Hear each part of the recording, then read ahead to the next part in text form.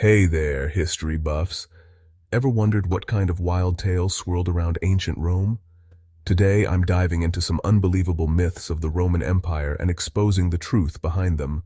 Buckle up, because this journey through time is going to be epic. First off, let's talk about Romulus and Remus, the legendary founders of Rome, said to have been raised by a she-wolf. Sounds wild, right? Well, historians believe this myth helped unify the Roman people by giving them a divine origin story. In reality, it's likely that Romulus and Remus were symbolic of Rome's early settlers and their fierce warrior-like spirit. Next up, let's tackle the myth of the vomitorium. Contrary to popular belief, a vomitorium wasn't a place where Romans went to purge their food during feasts.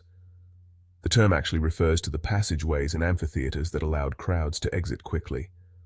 So, no need to imagine Romans stuffing their faces only to, well, you know. Now let's get into the juicy story of Emperor Nero and the Great Fire of Rome. Legend has it that Nero played the fiddle while Rome burned. But here's the kicker. There weren't any fiddles in ancient Rome. And evidence suggests Nero wasn't even in the city when the fire started. Instead, he was probably working on relief efforts, which paints a very different picture than the one we're used to.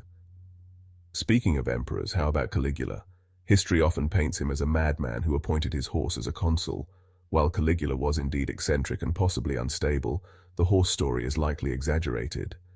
Ancient sources hint that this tale was a way to criticize his erratic rule. And let's not forget the myth of the Roman baths being places of wild debauchery. While it's true that Roman baths were social hubs, they were also centers for exercise, relaxation, and even business meetings.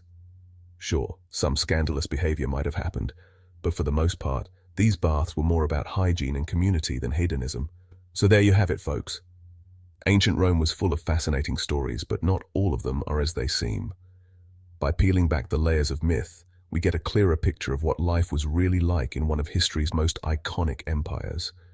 If you enjoyed this dive into Roman myths, hit that like button and subscribe for more historical revelations. Until next time, keep questioning and keep exploring.